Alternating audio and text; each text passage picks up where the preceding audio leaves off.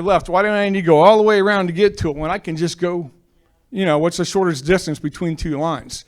And that is not safe. So please use the roundabout wisely. Keep the traffic flow going, and let's not get in any accidents out there. All right? Secondly, garbage disposal. All right? Please only throw your normal household refuse into our dumpsters on campus. Please don't throw your furniture in there. I'm not saying you do, but if you see people, because we do have people from off campus that like to come on here and dump their things. I've caught a few of them utilizing the ones over by the admin building on Chipmunk periodically late in the afternoon. They're from the apartments down the street. If you see something like that, don't engage them. Let me know about it, okay? If you have the wherewithal to capture their license plate number, that's even better, all right?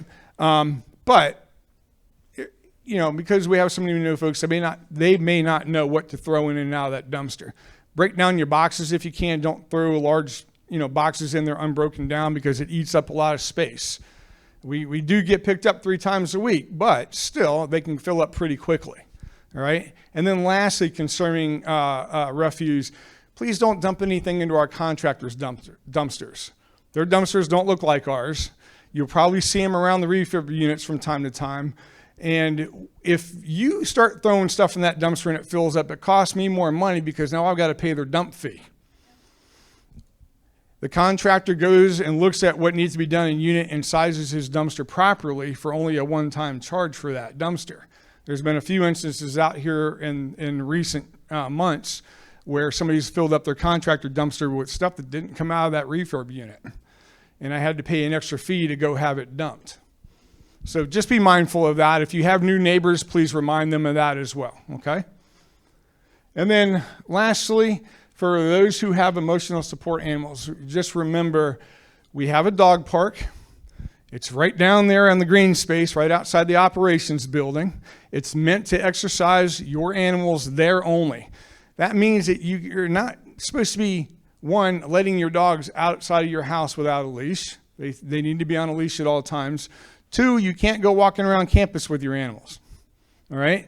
It's one thing if you have to step outside, let them do the business, pick up after them, please, okay? Because you're not going to walk them all the way down to the dog park when they're probably going to do their business before they get down there, all right? So I'm just saying, I see people sometimes walking their animals around the campus. You're only to walk to the dog park, let them exercise in that area, and then take them back home, please, okay? That's the policies and procedures of the Haven. Just wanted to bring that up because we do have more and more people who are coming in with those emotional support pets. All right. Any questions for me regarding any of that stuff I just threw out there? Yes, George. I'll see if I can. Sorry. Forgive me for not standing. No, you're fine. Some people, residents, have asked me if I knew anything about it, which I didn't. And some people that do not live here that asked me about the banners that are advertising the facilities here. And they were asking me, is this now available to the general public? The question is, so we have an outpatient therapy banner that's back there, and we have the banners promoting the assisted living up front and whatnot, and is that open to the public? And the answer is yes, it is.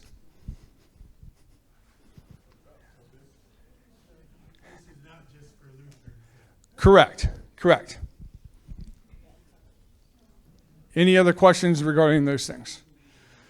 Okay. Well, now we get to the meat of the business. Oh, I'm sorry. Yes. What about independent living? Is that Lutheran only? Yes, that's still Lutheran only. Correct. It's just the assisted living. Correct. Yes. Okay. I just heard a big boom of thunder, which means Jerry's up next. Thanks, Raleigh. All right, I'm going to switch to my PowerPoint. I want to add just a little bit to George's question. The Haven, at least since I've been here, so I've been here since about 2016, the Haven healthcare operations, the nursing home, the assisted living, our outpatient therapy, our home healthcare has always been open to the general public. So our independent living has always been Lutheran only. So this isn't a new, this isn't a change that we made to for outside people to come in. It's something that has always been the case. So I just want to clarify that. So if you'll just hang with me for a second. Try and put this down without breaking your eardrums.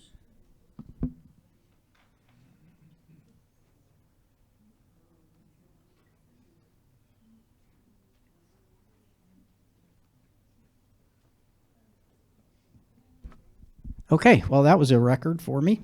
So first of all, I want to thank everybody for attending, and for all of you who happen to be watching from your homes. I appreciate you tuning in. I know this is an important subject and near and dear to all of your hearts. So I want to again thank you for participating.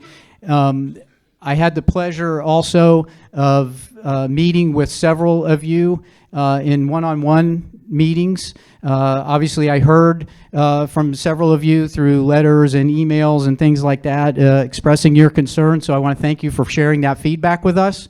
For those of you who I did not get a chance to get back with, we will be reaching back out to you. There were some requests in some of the letters that we're taking into consideration, which is part of the reason I haven't gotten back to you, but I will get back to you. So I, again, apologize it's taking a little bit longer, but they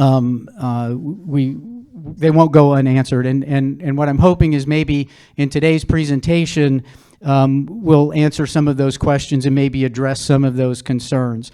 Before I get into my presentation, I'm also very happy to have our board members join us. I don't remember the last time you guys have been at a town hall. I don't know that I want to remember the last time you were at a town hall, but you are here now, and we're so blessed to have these people serving on our board and serving the Haven and helping us with our ministry and mission. So first, I'll go ahead and announce them if you guys don't mind standing up so people get to know you. Miss Ardeen Kern. Where are you, Ardeen? There she is. Yep. Ardeen's one of our longest serving members. So she's been through the ringer on all these things. Reverend John Goots. Where are you? There we are. Pastor George Hansel, where are you? Our secretary, our corporate secretary, another long-termer. Some of you may know, was it ARP? Reverend Wally ARP? Yeah, I think some of you guys may recognize that gentleman. Also, Reverend Daniel Berteau, another, and many of you I know our Wally Vanofskis, Pastor Wally Vanofskis, another super long-term board member who many of you know through other aspects of your life. Our board chair, Miss Susan Hannes, who's obviously part of our founding family, the family that made this Haven possible. Not attending our meeting, and we ask for your prayers for him, is Jim Ingersoll. He was not able to make our meeting this time, and we ask that you keep him in your prayers. One of our two newer members, or I guess our last three newer members, Reverend John Carpenter. Where are you, John? There we go. Wendy Clark, also, where are you, Wendy? Oh, there we go. Wendy's up front. Also part of the Duda family and our founders. And another person that you guys are probably familiar with, Reverend Tide Culbertson. So you guys, so a round of applause to our board.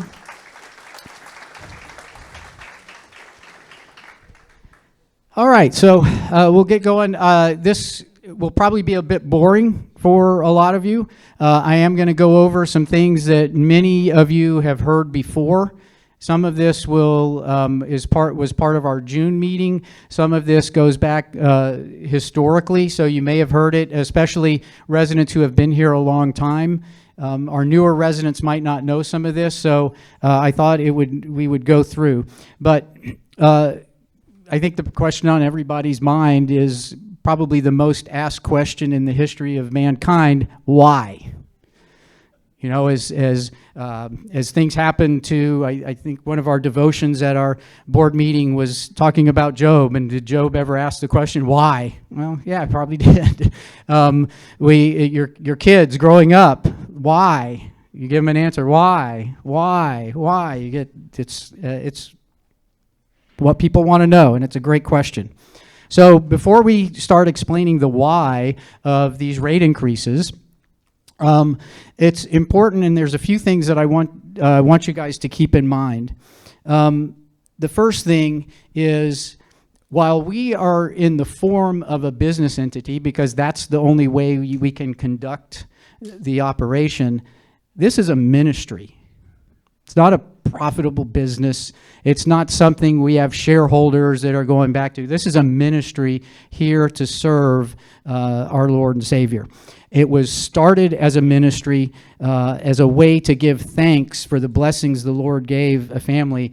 And from the initial start of this, the founders and the folks who contributed to setting up this ministry intended to keep it a ministry. And they did everything they could to protect the sanctity of it, I guess, or that it would always stay a ministry. So it started as a ministry. It has always been a ministry.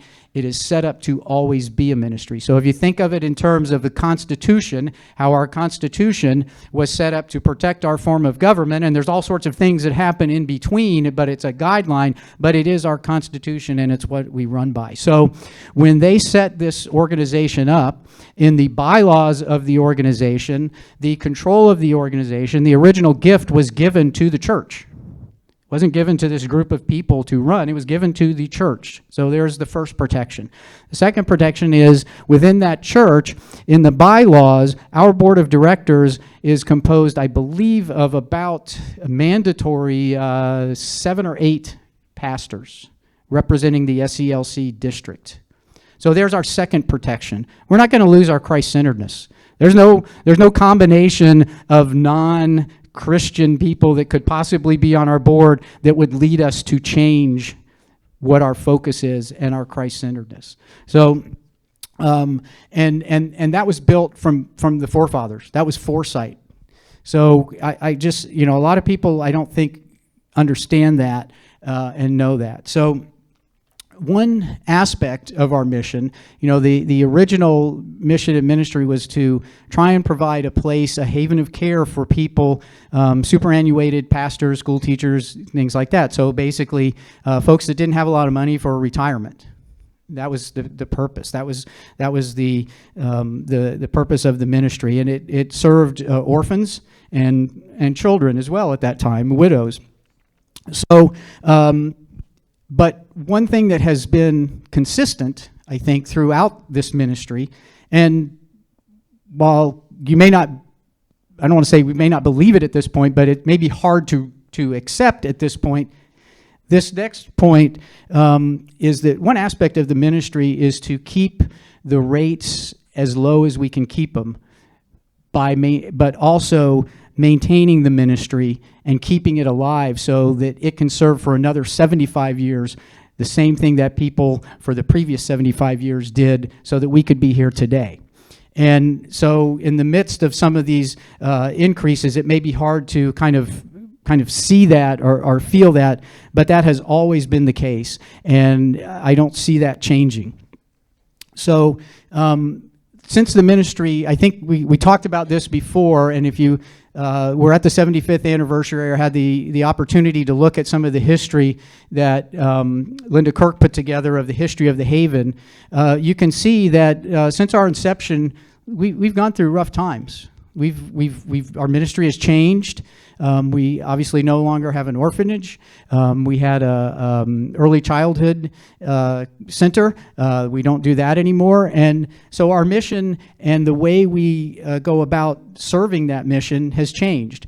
The one constant has been this mission for older retired and faithful church workers, and expanded to not include just church workers. but people who have been faithful Lutherans for their life. And so what we face now is one of those difficult times. We've been facing it for the last several years. And a few years ago, we talked about 4 or 5 years that we know that we're going to have some tough times. So when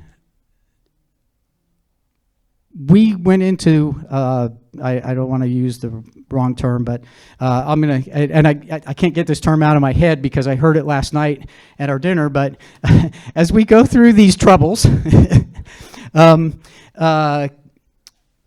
we knew that at some point in time we may have to do some rate increases, that we may have to do some large rate increases. So years ago, when we first kind of went in this, and many of you may have noticed that over the last several years, we've put an emphasis on our benevolent care fund. And it wasn't because we said, oh, we're going to jack those rates up for our independent living. No, it was we knew that at some point, particularly as people transitioned through the aging in place continuum, that as they got to the assisted living, where it is more expensive to live, that some of them would be living past beyond what they were able to do.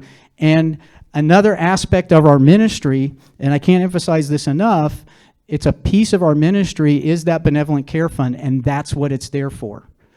It's there for those folks who have outlived their resources, or because of sacrifices they may have made in their life to serve, they don't have those resources. They never had those resources. It is a ministry, just like it's like a little sub-ministry.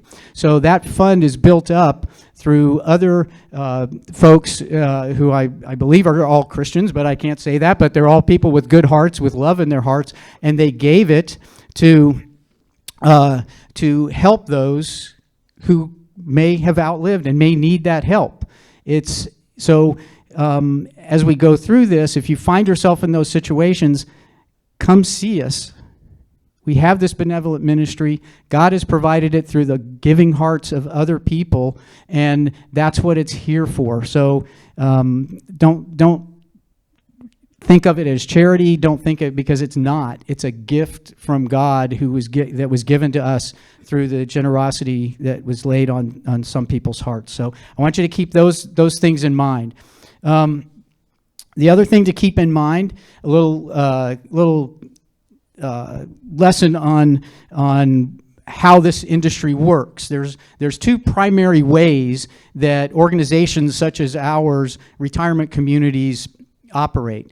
One I'm going to call option A, and that is where the monthly fees are set to cover all of the expenses that go into providing the services that those monthly fees cover. Okay, so monthly fees, monthly expenses, they match. There's usually, if it's a for-profit, there's usually a 10 to 15% margin. If it's a not-for-profit, it's usually maybe 2 or 3% margin, so that they can continue the ministry and put monies aside. And then the advance fees that come in, those advance fees when you move into the community, those are put aside for rainy days, for capital improvements, to service debt, and those types of things. So that's one way that communities operate. Another way, option B, is that monthly service fees, advance fees, investment income, every bit of cash that comes through the door is used to keep the rates as low as possible.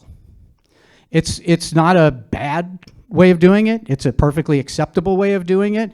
Throughout the industry, there are many communities that operate that way. And then any remaining excess is then used for capital or put in reserves. So those are the two basic ways that, primary ways that the industry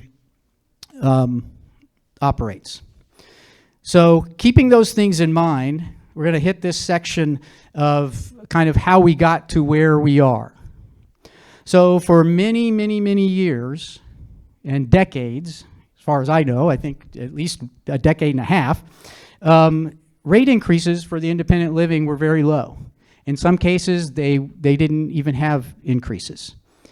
and costs did not stay low.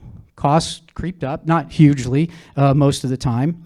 But the shortfall, because go back to the earlier one where part of this ministry was to try and keep the rates as low as possible, to raise them the least amount that they can, the organization operated and adopted option B as its methodology and philosophy for running its ministry.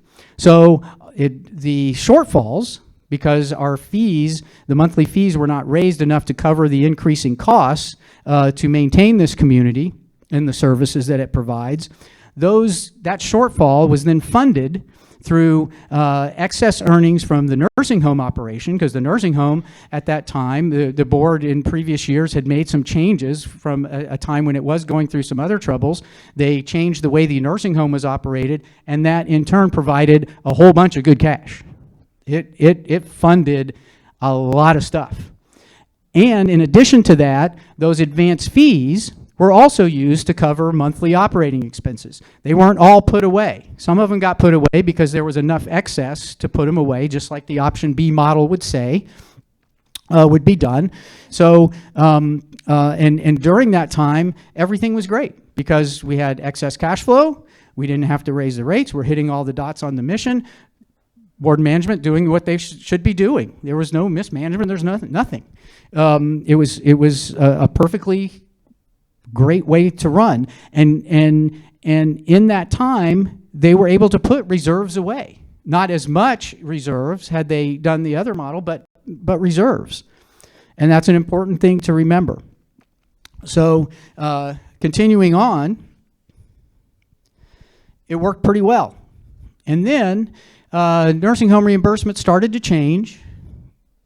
And the board realized as reimbursement and the cash flow from the nursing home started to decrease a little bit, not a lot, but a little bit, but you could see the trends that were coming in. And around 2013, and some of the board members, please correct me if I have the wrong date, but around 2013, the board committed to kind of starting to switch from an option B to an option A, because they saw that, wow, this nursing home and these advance fees, that cash flow may not always be there. We're not as confident that it's going to be there for forever like we were, for years before that. And so you started to see some monthly service fees start to creep up more for new people moving in than for current residents, because we still had some cash flow. The organization still had cash flow in that could be used to cover those shortfalls. But again, those shortfalls never went away. So that gap grew, and as inflation grew, that gap grew along with the inflation. And as rates weren't raised, it grew even more. So there were still good earnings coming through. The board said, we've got maybe 10 years, and over 10 years we'll have the rates adjusted so that we won't have to impact our current residents that live on campus. But new people moving in will be moving in at more appropriate rates. So that was the transition. You had a lot of time to make that transition. So in 2018, I believe it was 2018, and Dwayne, I think you and I had this conversation because you moved in 2019. Yeah, so 2018, there were a whole lot of changes. So probably in 2017, 2018, there were a whole lot of major changes in reimbursement that really impacted those earnings. And the board said, you know what, we don't have 10 or 15 years to have these rates escalate up. For new, we've got to compress that time frame. So many of you may remember, and I remember there was a lot of discussion, I think is probably a good way to say it, when we doubled the rate for new people moving in. So the 2018 people paid, whatever it was, I'll just pick a number, say $1,000. 2019 people paid $2,000. That was we raised, I think it was 98 point some odd percent. And that brought those new folks coming in to a rate that was much more closely related to what we were doing. So as a reference point, I got here in 2016, and the independent living, if memory serves, the independent living was either 16 or 14, running at a 16 to 14% deficit. So the monthly revenue coming in was only 86% of what it cost us, 84 to 86% of what it cost us to provide those services. And the rest of that was being supplemented. So there was, and at that time, the board, that's where we did that doubling of the rates. So that was a big move because all of a sudden that compression came in. So now, 2020 comes along and COVID hits us. And COVID devastated so many things, including us. We got run over like a steamroller, along with a lot of other organizations in our industry. So we had reimbursement changes coming in 2019. They started really hitting us. Then we had COVID coming in, and the census of our nursing home went down, and our nursing home went from providing somewhere in the neighborhood of $800 to $1 million of cash flow to consuming somewhere in the neighborhood of $800 to over $1 million in cash flow. It's last year, I think, and Michael, I don't know if you remember this number or not, but I think in its last year, it was about $1.5 million consumer of cash flow. So that's about a $2 million swing, right? That's a lot. And so that we had to close the nursing home because of that, and we had to all of a sudden these rate gaps really got hit because we had to use the reserves. Remember what I said earlier about the organization during those good years, as part of their good stewardship, the leadership, the board, the management put that money in the reserves, and we had to hit those reserves to get through some of those times. So and as part of that, we shifted. We took a look at ourselves. We took a look at how other people in the industry were reacting, and we brought in consultants. We brought in, national and local. We got as many opinions as we could. The board went through, and we kind of shifted to this aging in place model, because that was a way we could continue to provide care. We could continue to provide a good aging experience, and we focus more on preventive care and keeping you from going somewhere than reactive care, and once something's happened to you, get there. And so we put some different elements of that. So that's where our health concierge came in. That's where we kind of rededicated ourselves to the fitness. At that time we were blessed with donations that came in so that we could have the aquatic center. We started our outpatient therapy services that we lost because we used to be able to provide therapy through the nursing home. So we put all these elements and things in place, hoping that would help, number one, help you guys age more appropriately and be well, and then be able to, we raised our license for all of our assisted living to the highest license we can hold. We're the only assisted living in Seminole County that has an ECC license. There are a couple in Orange County, and that lets us provide a higher level of service to our residents, to you guys, and to those who come within our walls than any other assisted living in Seminole County. So we did all these things, and we also looked at our costs. How can we be more efficient? What can we do to keep the costs low so that we don't have to do these big increases? And we did that primarily through staffing reductions. I think our accounting office, lost, they had like 7 people. They're down to like 4, so we lost 3 there. Human resources was 2, they're down to 1. Plant operations, Raleigh, where were you guys? We've probably lost. Yeah, so we did that, and on the landscaping side, we lost a few landscapers, but we kind of replaced that with Brightview. So you can't really count those because we're still spending money on Brightview. But so we did all these other reductions, and so we saved some money, but there's an impact of those because the number of work orders, the number of things that needed to be done didn't change. We still had a whole big building to take care of. We still had all of our independent units to take care of. So the volume of work didn't change, but the availability of people to do it did change. So when that happens, typically some of the impacts of that are that you have people who are under more pressure to get more things done quickly. So when that happens, they either it takes longer to get to tickets just because we've got so many to do and each person can only do X, and then they're in such a hurry, they might not do it as well as they would have had they had a lot more time to do it. It happens to all of us. When we get stressed and put under a deadline, we don't perform at 100%. It's proven. So some of these things that were done to try and keep rates from having to be increased, and this whole time we're like, okay, we can get this on. Maybe the economy will get better. Maybe labor markets will get better, so the rates won't keep going up. Or labor rates won't keep going up. More people will start coming back into the workforce because how can they stay out for so long? And as we saw that didn't happen and costs kept going up, supplies kept going up, they became harder to get. It didn't work so well. So. And as I said, costs continued to outpace it. I think last year we did a pretty significant increase, and I think everybody was like, "Holy cow, that's a big increase," and we thought so too.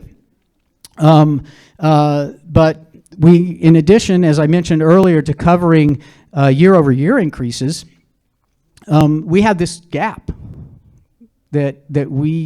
where are we going to get that, and how is that going to be covered? And that gap is part of what we had to deal with. So that kind of got us to where we are, and what the board, as we went into fiscal 2025 and started doing our planning for fiscal 2025, that's the situation we found ourselves in. That's the dilemma we had. We had way less revenue coming in to cover independent living than we had expenses going out. And the question was, how are we going to deal with that? And so how do we address that? And the way the board addressed it was they created a special committee composed of board members and management to study and develop a program to get those rates back to where they need to be. By doing that, that was going to provide a path to sustainability, provide us a little tiny bit of profit so that we could put that away so that we don't ever have to go through this again. So that group, and some of this maybe you guys probably remember, let's see, yep. So the board appointed the committee. We developed a rate setting process, and these were the kind of the criteria that we used, and what we believe we accomplished is, number one, we're going to bring ourselves in line with what the industry does in the way of charging. And so that form, that took the form of the second person fee that you see now. In the case of our landings residents, that we implemented that with the landings. And so this year we decided, you know what, we just need to do that as an organization. We were the only organization in this area that didn't charge a second person fee. So that's an industry practice. We need to be doing what the industry is doing.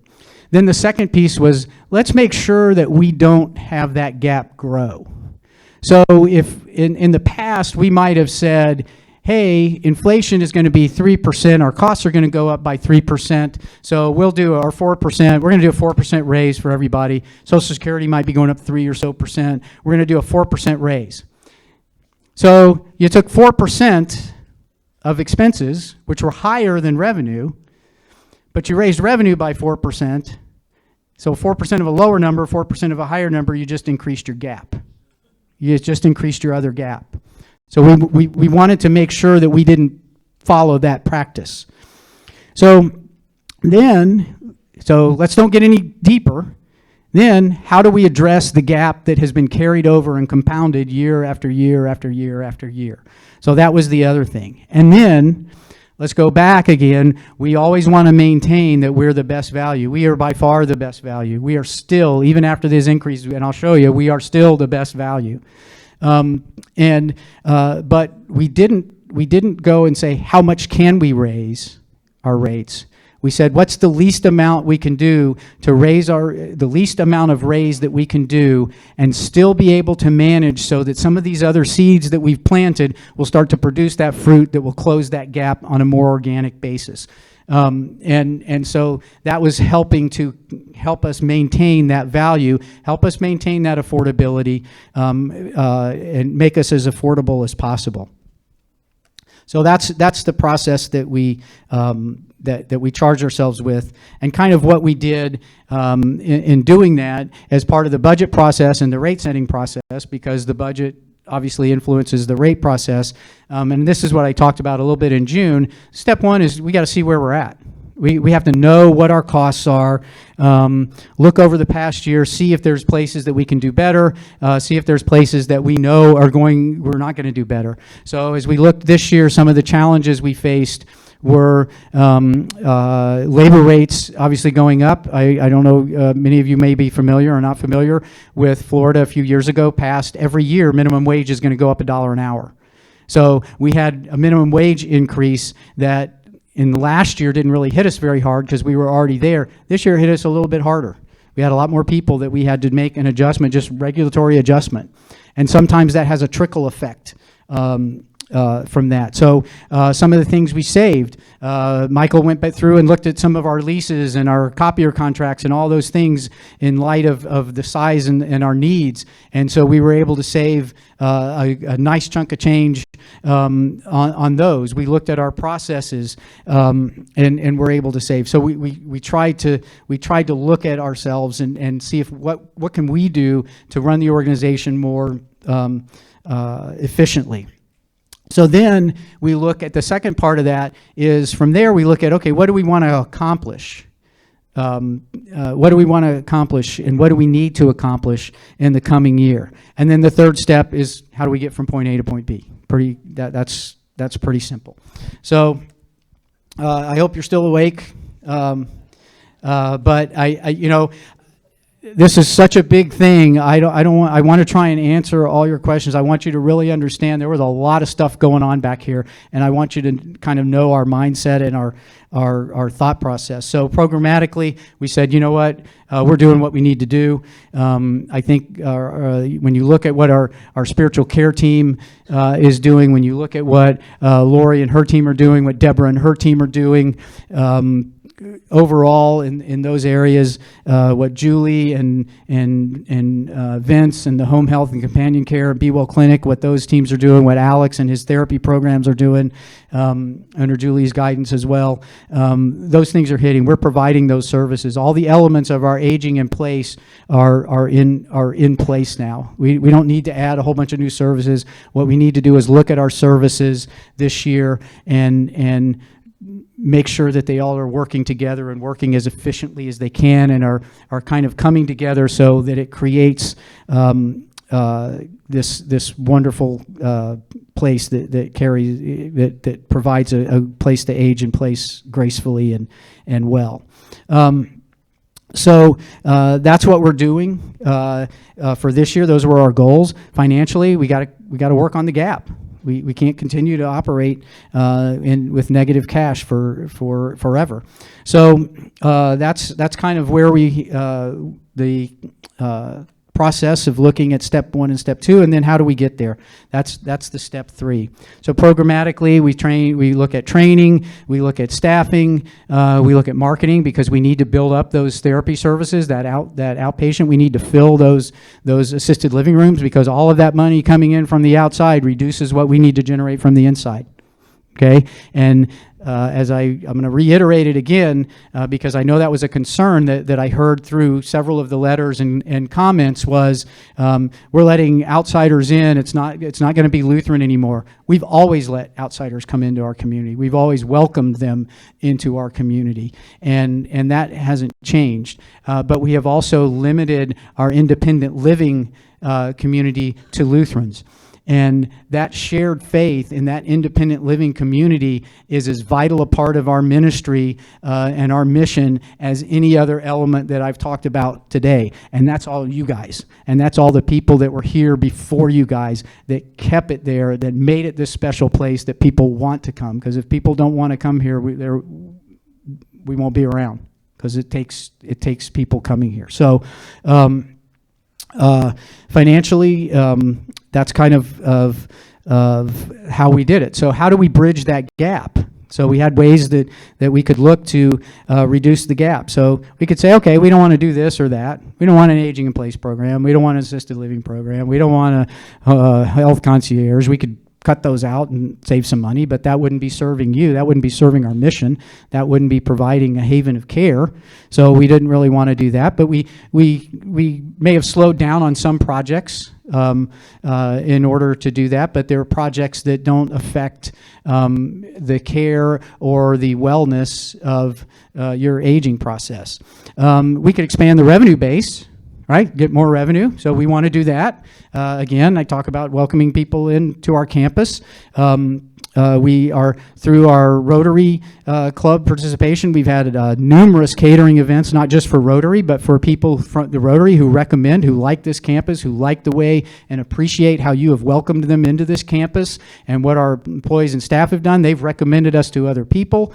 We've done I think our culinary services team has done an outstanding job on the catering side and of working with St. Luke's for the school lunches. So if we get more people on the therapy, that expands that revenue base. And then last but not least, and where we end up with, is charge appropriately for the services that we provide. And that's where this rate setting kind of comes in. So how do we kind of determine the rates? So I'm not going to go into a lot of mathematical calculations on this, so you can be comforted by that, I guess. But when we looked at the things that we needed to do, the first piece of that is to determine what dollar amount our costs are going to go up by. So we look at what all those percentages are. So we had labor increases. I think labor was up, just wages, I think. And Michael, where are you? Are you still alive? You're sleeping? Okay. So our wage increases. I think the salaries went up by I think overall labor went up. Was it salaries or overall labor that went up by about 17%? Michael, do you remember that number? Oh, was it wages? Did wages go up by what? For the budget. We are anticipating budget. Yeah. Okay, so overall, so it's about 11% increase in that. And so then we had all the other increases. So the determination was at the increase from total dollar we planned by the end of this year to what we plan to spend by the end of next year, that dollar amount is the amount that we need to raise in dollars, okay?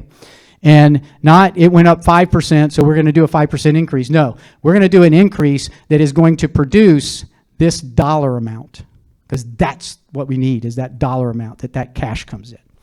All right, so, and how we do that, I will tell you right now, there ain't no way we could do that without upsetting somebody. There is, when we talk about what's fair, what's equal, whatever, it's all from these eyes, or those eyes, or those eyes.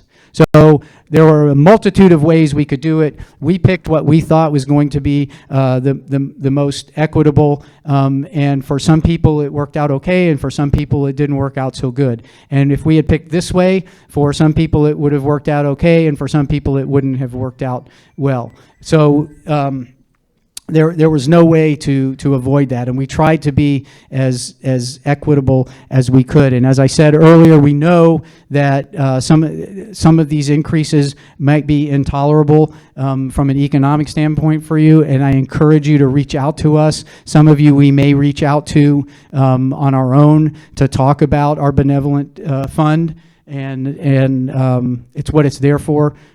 If you don't. If you have to make, we don't want anybody to ever, and I heard this in numerous comments, I'm going to have to pick between my medicine and my meal. And there's no need to do that. We have a ministry to take care of that. That's part of why we're here. And so if that's the place that you find yourself and you don't take advantage of what God has provided, then I can't help you. You've got to. It's there for you. We're here for you. You just let us know. And for those that we think are in that position, we're going to reach out to you. It's private. We don't go around and publish it or anything like that. The least amount of people, just the accounting type people might know. But we've always been and respected your privacy and your dignity as it relates to that. So basically, we took that piece. That's called layer one. So that's year-over-year increases. Then we had another. Then we said, okay, here's this other bucket, and this is only going to affect people who are married or have a spouse. That I guess that's saying the same thing. Yeah, there we go. But for those existing residents, we're not gonna charge you what we're gonna charge new residents coming in. We're gonna charge you half of that because we know that wasn't part of what you thought when you moved in. And then that half we're gonna phase in over a 3-year period. So we tried to make that as gentle as possible to bring us in line. So that was kind of that second piece. And then the third piece has to deal with that gap. And that's taking, and essentially that gap is trying to make up for all those years where increases didn't cover the cost. And so not everybody was affected by that. So folks that had rates above, that were paying above a certain rate, they weren't affected by that because they came in at a time when rates are covering things. And so those combinations, some combination of those three things is what compose these rate increases. And the way that, and so when you look at your increase and you look at the percentage of that, in a lot of cases, some of that percentage has to do with the rate you start with. So what we did is we grouped residents into different groups, and within each group, and there was some criteria based on rates, monthly rates, and each unit within a group, within a tier, got the same percentage increase as every other unit in that tier. And so if you were, and I'm just pulling a number out because nobody's paying this little. So if you were paying $100 a month and you got a $20 increase, then that's a 20% increase, big increase. If you were paying, $400 or $200 a month, it was a lesser percentage increase. So you saw these increases at much different levels. Because the base within that tier, there were multiple people. Not everybody was paying the same rate within that tier. So that's the math. I'm done with the math. And then on top of that, you had if you had a second person fee, that got put in. And then if you were in that tier that was below what the costs were, then you got a portion of that gap. Not the entire piece of the gap, but a portion of that gap, because we know each year that gap's going to narrow by itself. So and what we're trying to do is get to, as an organization, get to a point where that average monthly revenue that comes in covers those expenses. We're not trying to get each individual to a dollar amount. We're just trying to close that gap and get that out of there so that going forward, everybody moving in is already covered. They're already paying enough to cover that, but it's to try and close that. And as that continues, that gap narrows organically. So as I look just overall for the organization, that year-over-year increase was somewhere in the percentage of the total increase for the organization, not each person individually. These three numbers change for each person individually, but overall, 86, a little over 86, or right around 86.5% purely relates to year-over-year cost increases. 86% of that, of the total increase that we did. About 7%, a little over 7%, relates to that gap. So about 7% of the increase for those relates to that gap. And about overall, let's see. Oh, no, I'm sorry. Let me rephrase that. About 6% relates to the gap. About 6% relates to the gap. And about 8% of the overall increase relates to adding that second person fee in there. So that's kind of how that's how we got to where we are.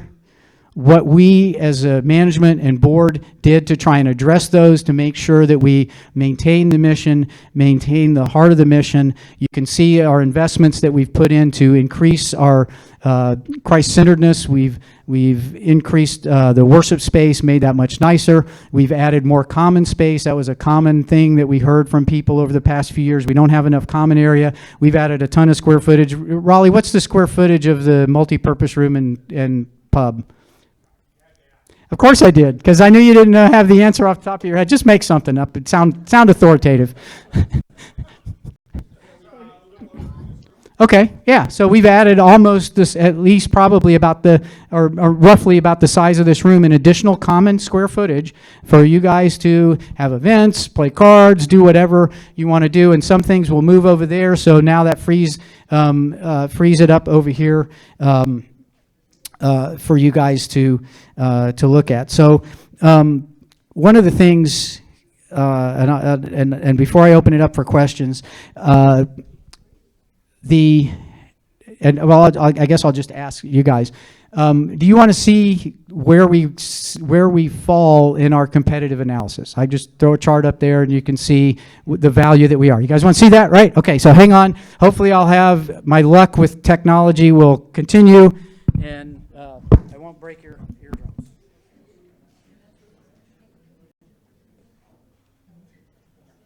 See that? All right. Oh, you can't read it. Yeah, okay. So, all right. So, yeah, I wish I could. If I make it bigger, there'll be less on there, but let's see if I can make it a little bit bigger. So I probably could if this would cooperate. View. No, not now. Thank you. Zoom. See what we get. Oh, that didn't work, did it?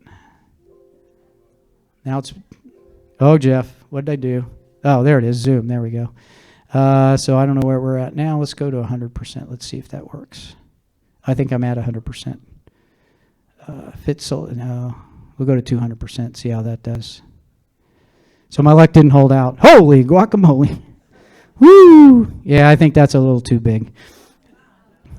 Okay, well, all right. I don't know. So, all right. So you can kind of see we divided this into what I would call congregate living. You know what I'm going to do? This will make it a little easier. Hold on.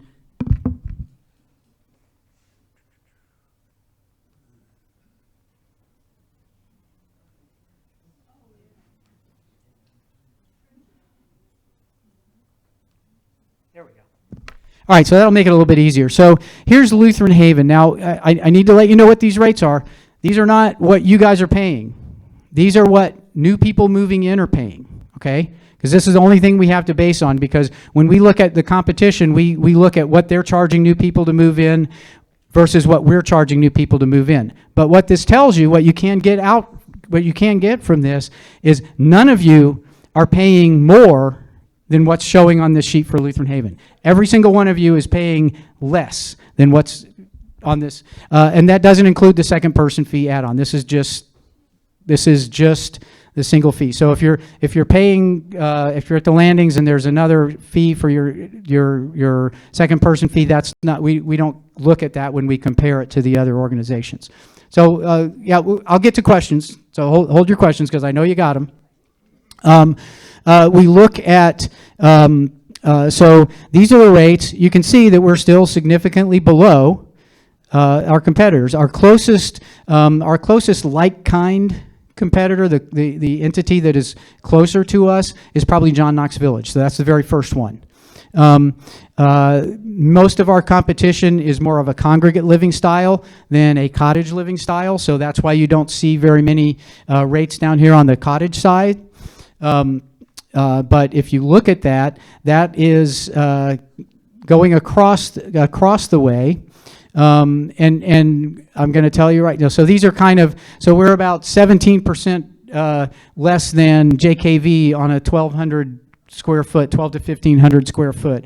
We're about 40% less than what Village on the Green is charging for that. Now, some of that is going to be maybe they offer a meal plan, or maybe a meal or something. But when you look at that difference, that might be $1,000 or $2,000. It's not worth that. Or they may have a gated community. So there's no community that is exactly like us. So we get the ones that are as close as we can, and we factor in. We say we're 17%. Okay, let's say we're 10% because 7% they offer something better than we have. We're still 10% below what we see in the market. So somewhere in there my mouse is. So that's kind of where we compare on those average service fees. When we looked at the service fee change, so our published rates for new people moving in went up by about 8%, a little over 8%.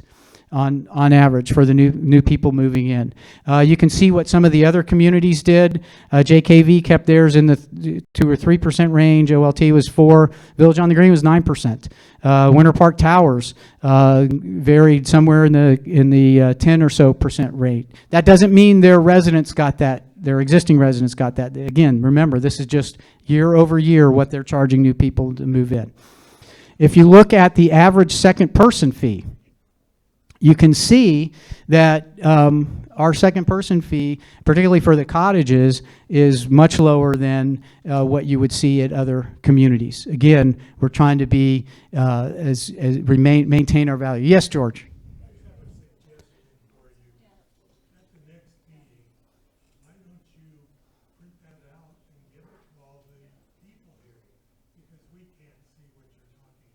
Okay, I could do that.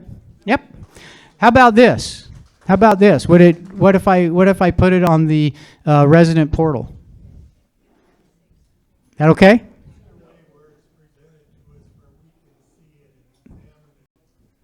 Okay. Great suggestion. So we'll do that. Oh, we'll put it on the portal? Oh, the question was, can we provide this analysis to the residents? Can we print it out and hand it out at either the next meeting or sometime before the next meeting, or put it on the resident portal? Thank you, Producer Jeff, for that instruction. Pardon? Hand it out, okay. We will. We'll hand it out.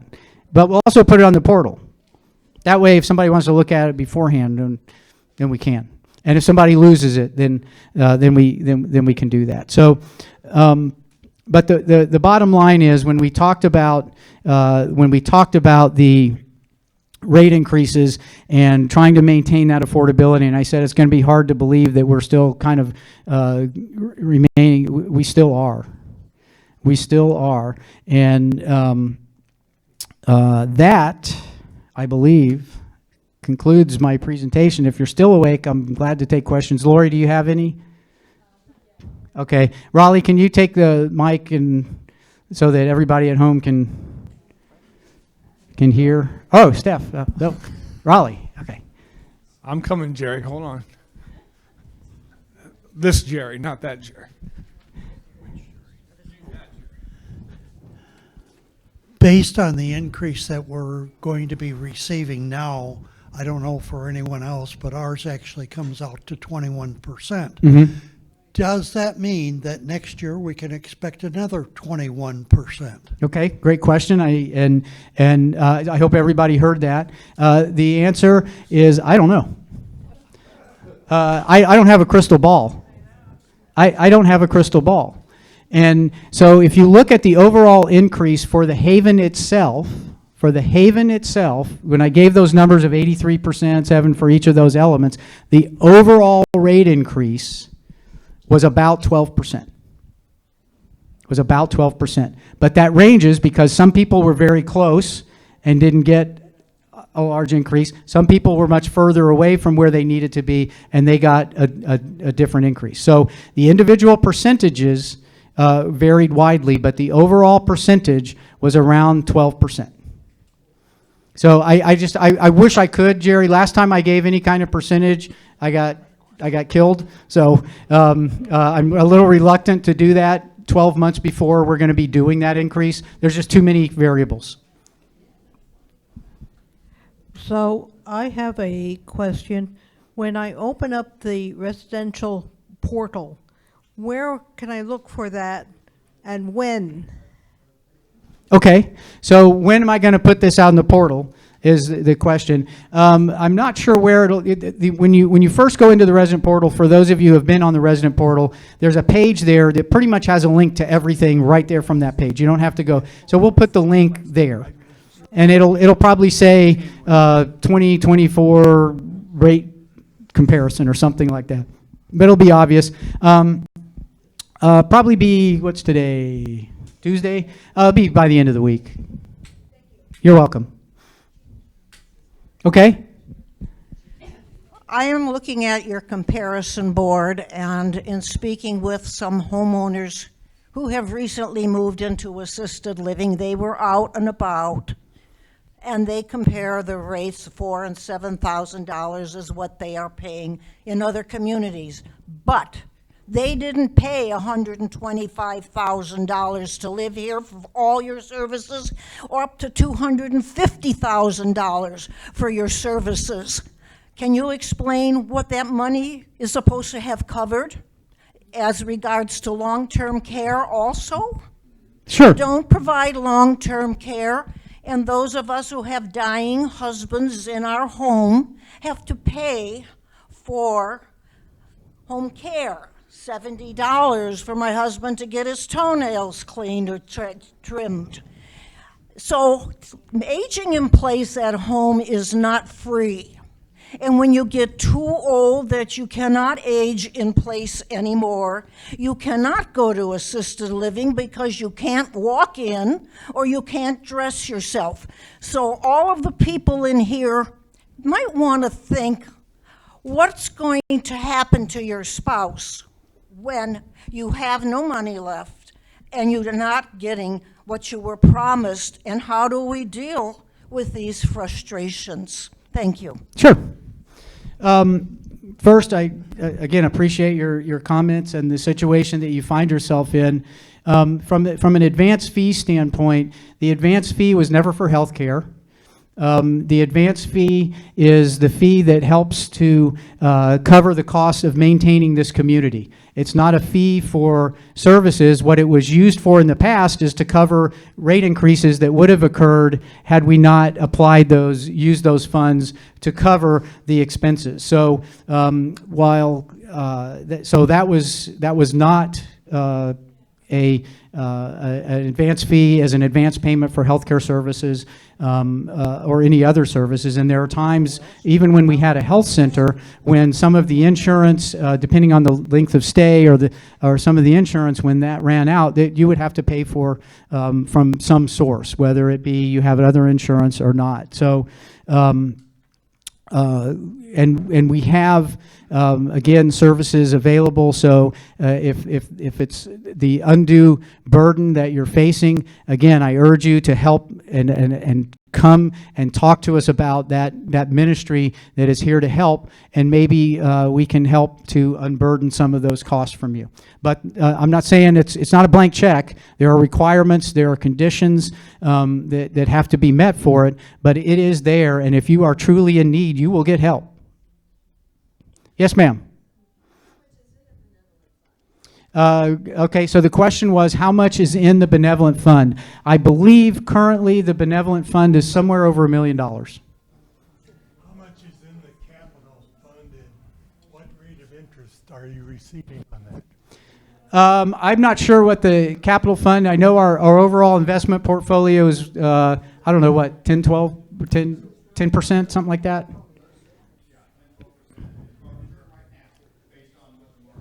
Yeah. What is the dollar amount? I don't have that off the top of my head. Anybody? Yes, somebody does. We just don't have it right here. So I would guess somewhere in the $1 million to $2 million, somewhere along in there. It'd be more than that. No, it doesn't. Doesn't have to be more than that. For all the units that are here, they are only worth $2 million.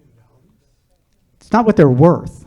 The question was how much is in reserve. And again, because the funds that were used to advance fee were used to cover monthly monthly expenses, they weren't available to sock away for capital improvements. It was an option. It was an acceptable option. It's a common practice. But what that does is reduces the capital reserves. But we do have capital reserves. That's not really my question. My question is, when we move here, we purchase a unit, and I wondered what the total amount of the dollars that Lutheran Haven is capitalized at, and what the rate of return is on that capitalization. Well, this is probably a conversation that because I'm either obviously not understanding the question, so I think it's a conversation that you and I should have maybe individually, and then we can work all that out so that we don't have that. If you want to call and set an appointment with Janet, I'll be happy to meet with you and talk to you about that. I have a question. Yes, ma'am. This $50 that you're charging for an extra person, Mhm. your spouse, what if your spouse sleeps 90% of the time and he does not go in the pool, he doesn't use any resources other than the food I feed him and the little dab of water that he uses? I don't understand that. That doesn't make a bit of sense to me. And I, again, appreciate your question. And there, as I said, we knew when we charged this, we have to adapt a rate structure. And so part of that rate structure is a second person fee.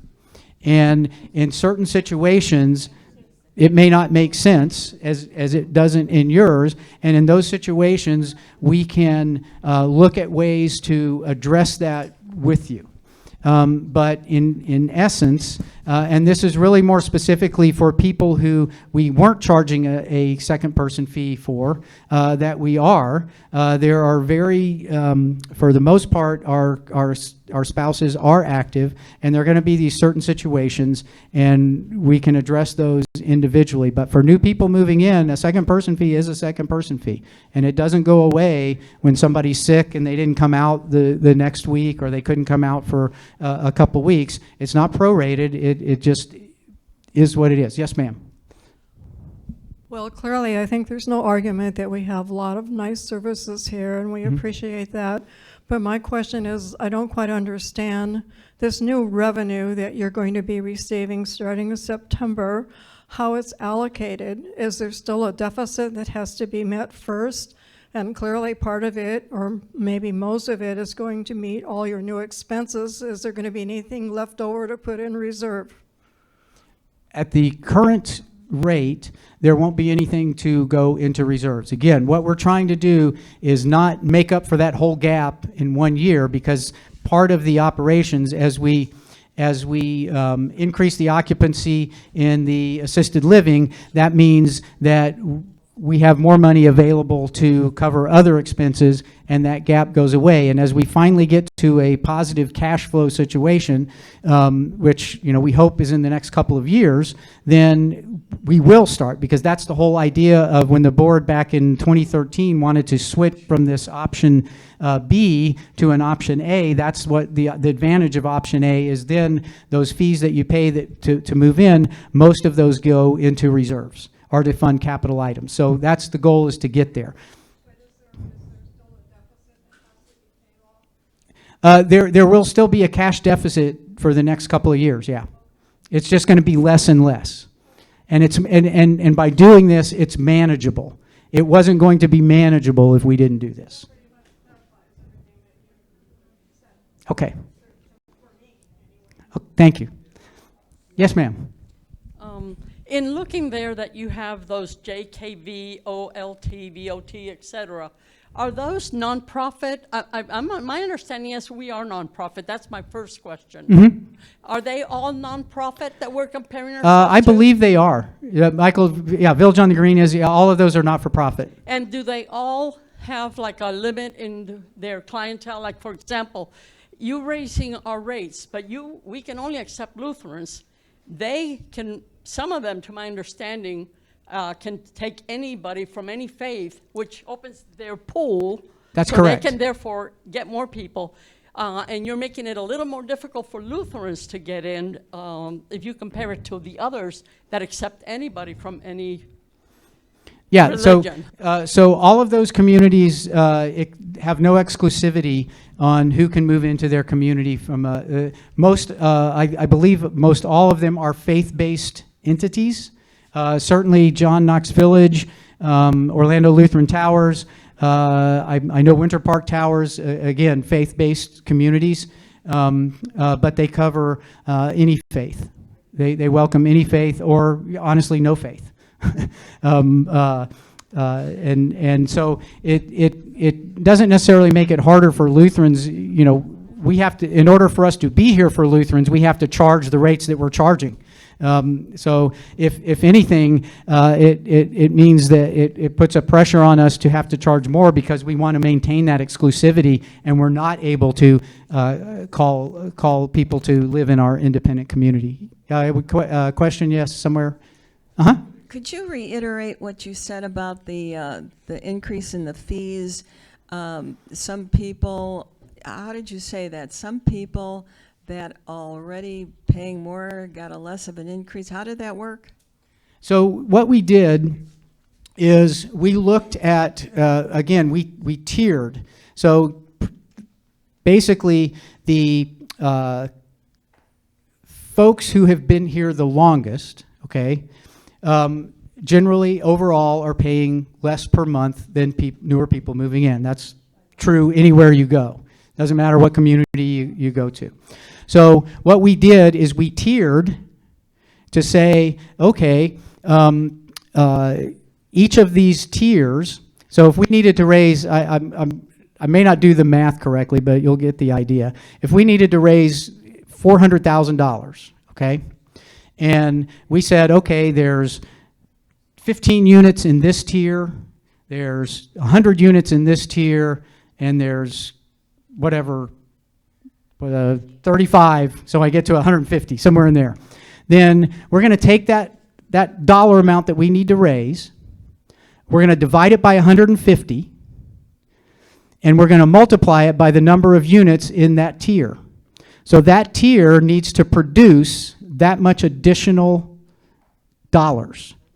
And whatever the percentage it takes to get from what the average is for that tier to the average that it needs to be just to cover the current year increase in cost, whatever that difference is, whatever percentage, that's what everybody within that tier got as a percentage increase. So what's the dollar spread? From what to what? When you say the dollar spread? Like my increase was $172 a month. So, okay, so tell me what the spread is.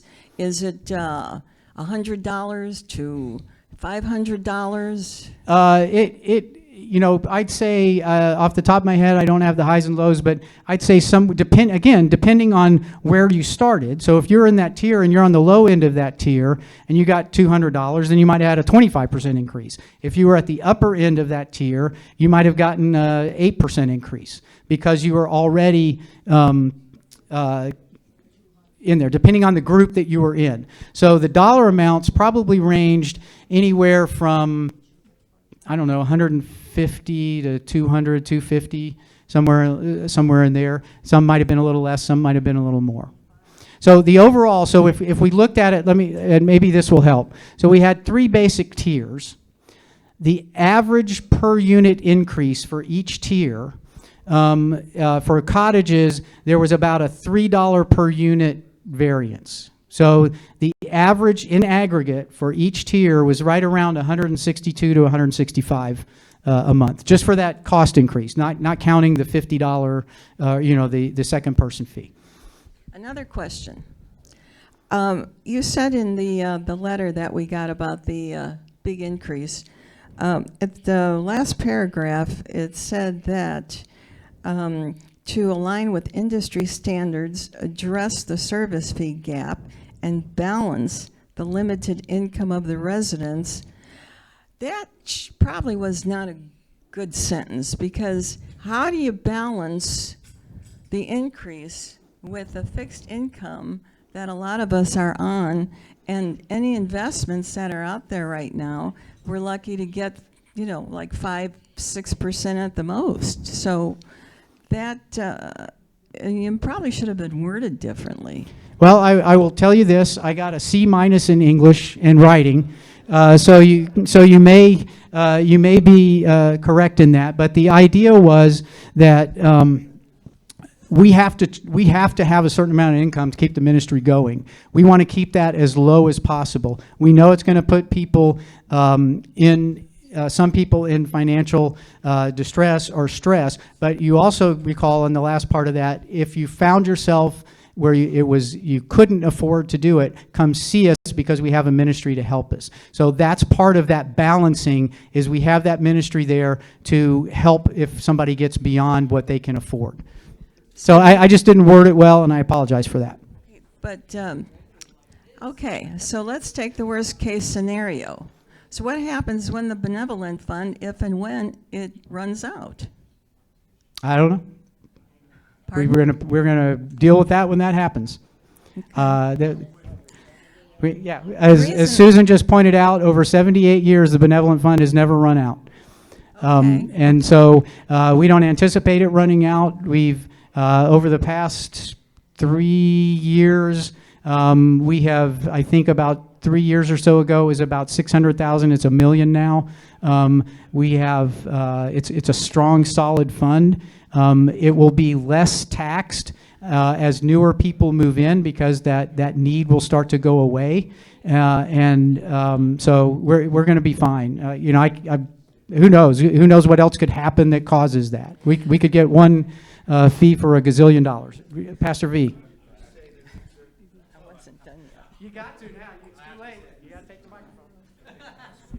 No, I just want to affirm what Jerry said. The Board of Trustees, half of which is pastors, care and love the Haven and its residents. And over the life of the Haven, and probably heavily more at the beginning of the life of the Haven, almost everyone was subsidized by benevolent care. And I've been on this board for over 20 years, and we've always subsidized people who live here. Your neighbors, some of your neighbors pay little or nothing, or a portion or some, so that they can live here.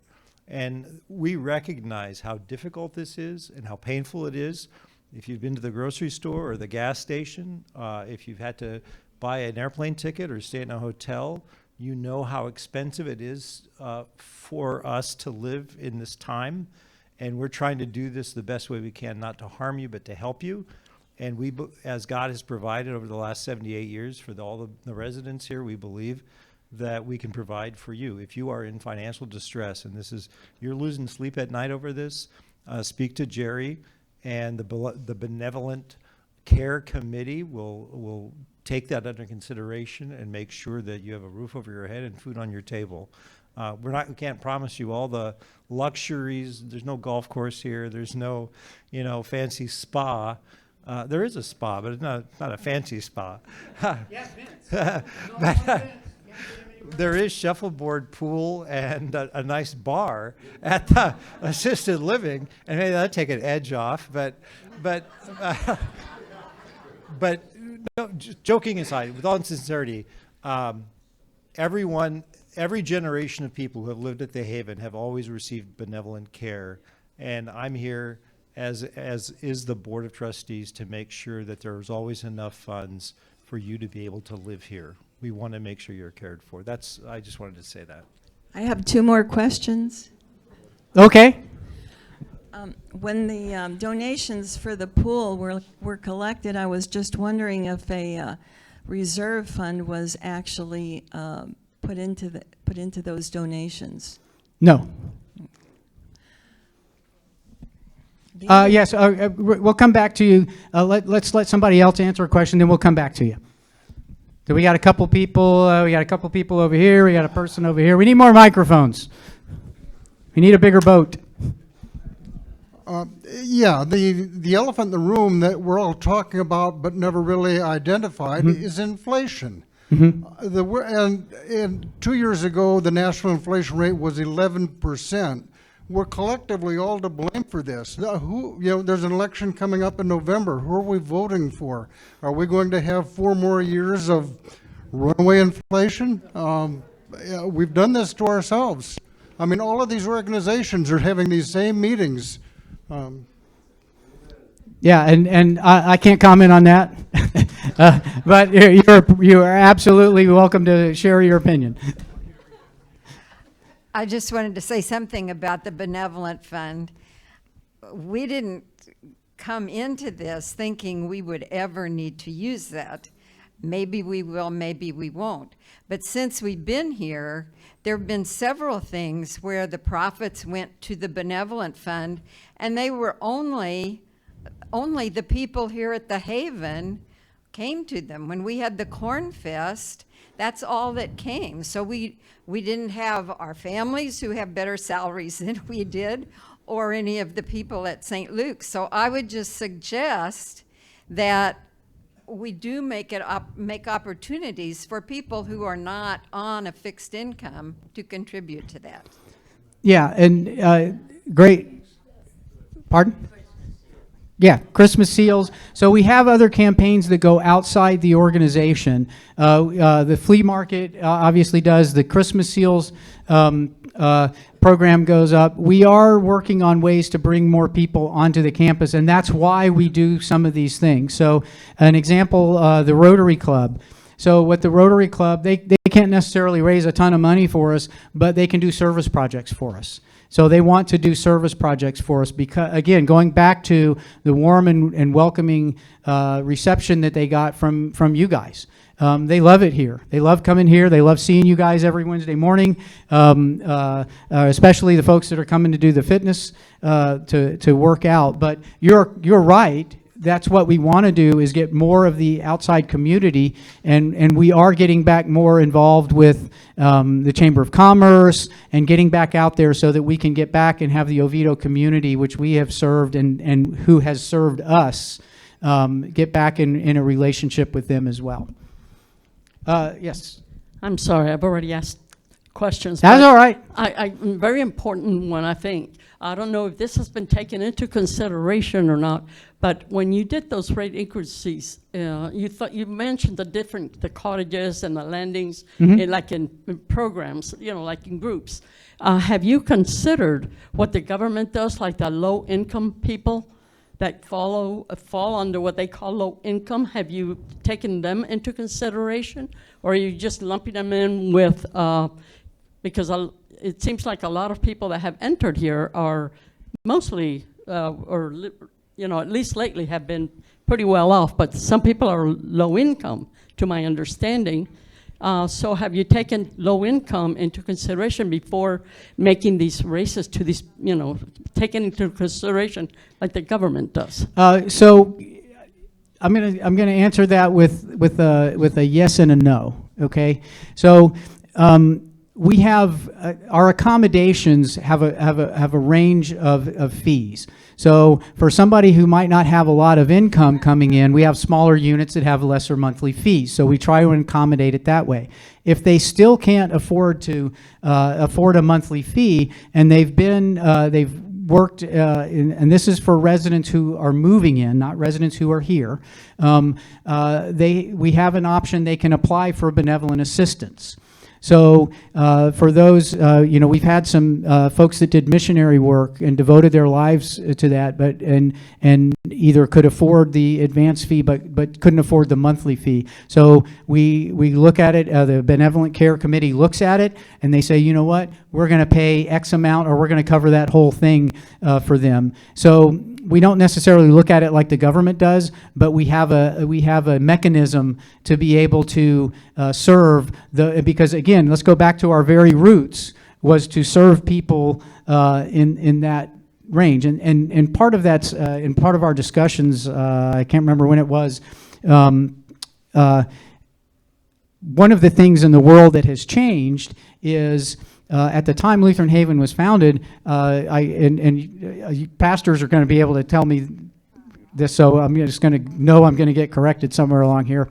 But a large percentage, 99% or whatever, lived in vicarages and didn't have any kind of retirement. If you fast forward to where we are now, there's retirement plans, there's all these other things in place. So our audience is different. The group of Lutherans, there are less and less superannuated pastors and more just Lutherans, and so that's changed a little bit. We've adapted to that in there. So, yes, Gordon. Jerry, on behalf of the residents here at the Haven, I'd like to thank the board, the administration, for your loving hearts, your caring hearts. We know you do these things for the benefit of the Haven and for the ministry, and we want you to know you're appreciated in all your efforts. Thank you for listening to us. I want to hug you now. I'm going to come hug you after it's over. No, thank you very much. We're here to serve. That's all. We're here to serve. Yes, ma'am. With the benevolent fund, does it continue if someone from here has to go into a nursing home, or do the funds quit? At this point, they stop. And let me, I'm going to put an asterisk there, okay? When we had the nursing home, benevolent funds stopped at the nursing home. Benevolent funds, only on a rare occasion did benevolent funds carry over to the nursing home because residents were required to go on Medicaid, and Medicaid would cover that.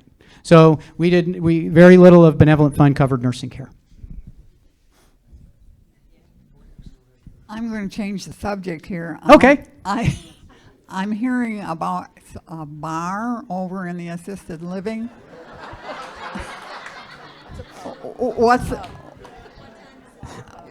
How is that going to work, and what is it going to cost us? Okay, so that's a question near and dear to my heart. So we're in the process of applying for a beer and wine license over at the pub. Okay, it's going to work where everything that is purchased at the pub is going to be added to your bill. There is, it's not part of any meal plan. It's not part of any prepaid. If you live in assisted living, your meals in the dining room are part of your monthly fee. Your beer and wine and snacks from the pub are going to be added to your bill. It's a pay as you play kind of place. So. That said, a pint of beer will be $18.75 until we find a sponsor for that room. When it becomes the Amway pub, we might raise it up to $25. That's it. I have a question. Hang on one second, George. Yes. It should also be noted that everybody needs to bring proper ID because. Yeah, exactly. Exactly. Yes. Yes, I have a question. I Sure. want to reiterate what the gentleman over there said of thanking the board for their service over these years. Thank you. I've heard a lot of frustration here today from what is happening here in Lutheran Haven, and a suggestion that I have, and it may or may not be liked by what I say, but we have board members that are pastors living thousands of miles from Lutheran Haven. And of course there are costs incurred when these pastors come to Lutheran Haven for the expenses they incurred. my suggestion for improving the operation and management of Lutheran Haven is, why do we not have retired pastors living here in Lutheran Haven that could serve on the board? They would be much more knowledgeable. They would be more knowing of the problems that exist here than pastors that live thousands of miles away. The pastors, their main purpose is to serve their congregations. Secondary, Lutheran Haven. With retired pastors, their primary function would be to serve Lutheran Haven. I know your response is going to be, the bylaws do not allow this. Well, I've served on both public and private boards in my career, and bylaws can be changed when they become outdated or obsolete. Therefore, I'll wait for your response. Okay, I'm gonna put this one on our board chair, so she can address board issues much more than adeptly than I can. I understand your frustration, but it is not the bylaws that constitute what we have to do as a board of trustees at Lutheran Haven. It's our articles of incorporation, and those are not something that you can necessarily amend like a bylaw. They are different. They were established at the time Lutheran Haven was established, and I will be honest with you, I'll fight with you on this one because I think it's a great system that we have. And these guys who come in and out of here, fly in and out and are busy, you're right, they are busy. Retired pastors, you know, can participate in all the different committees and things that we have that the board listens to, but none of these guys charge us very much. They're very cognizant of the fact that money is tight and things are expensive, and we don't wine and dine them. Quite honestly, last night we ate at my house. Okay, we saved a little with that. So we're trying. I want you to know that, and I appreciate what you're saying and understand it very much. Which means if I move in here, I have to get off the board. How's that? Well, in other words, you're saying the articles of incorporation cannot be changed? They are not bylaws, they are articles of That's incorporation. That's what I So, said. You're stating that the my articles... understanding, and I could be wrong, they cannot be. That was how it was constituted and how the SCLC accepted the gift and the donation of this facility, this property and the first building, and that's where those were originally decided. So if you want to know a little bit more about, here, Mr. SCLC. No, I appreciate your input, and I receive it gladly. As president of the SLC district owns and operates this facility, and in gratitude to the Duda family and the founders who gave the property and established the concept of this ministry to minister to superannuated pastors and teachers, to orphans and half-orphans. I do believe there is a place, there is a board for the residents. In fact, we just approved your new bylaws or updated your... And I encourage and invite all of you to be a part of that. We have historically had that group report to the Board of Trustees, meet with us when we meet. We meet 4 times a year. In November, January, May, and August right now is our board retreat where we do long-range planning. And so I encourage you, all of you, to be a part of those kinds of committees, be part of these town hall meetings, and we'll happily receive any input, any questions, any concerns that you have. And that's why we're here today. We want to hear from you. We want to learn from you. The other side of this is that when I came onto this board, we were just in the process of planning, building, and developing the nursing home, which is now the new assisted living.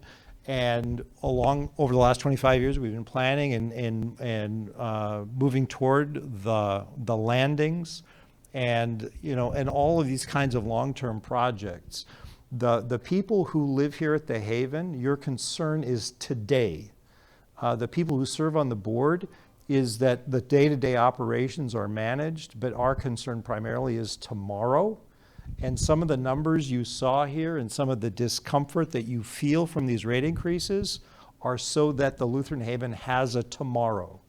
We want you to live here and enjoy the years that God has given you, and enjoy this community and be fed and nourished physically and spiritually here.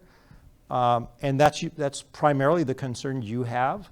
But for us, when we meet, we're concerned about Haven tomorrow, that there's Haven here 5 years, 10 years, 25 years from now, long after I'm gone, long after you're gone. We want to make sure the Haven exists, and that's the work that we do. And the numbers here are to make sure that there is a Haven tomorrow.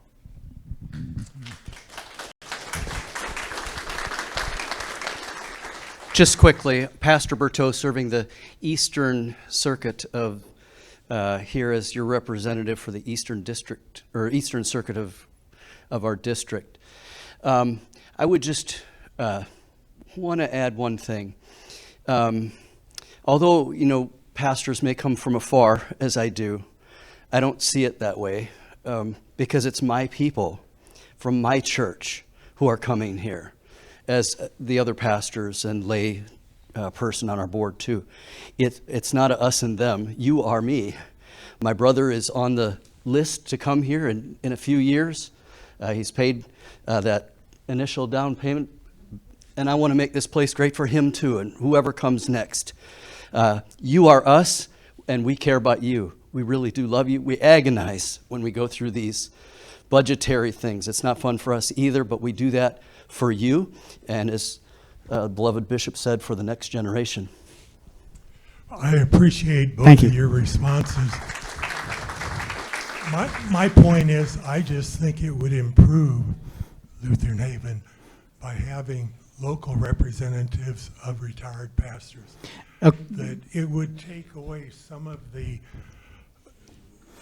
we'll say, frustration that we have, because we would feel we would have more local representation by individuals living here.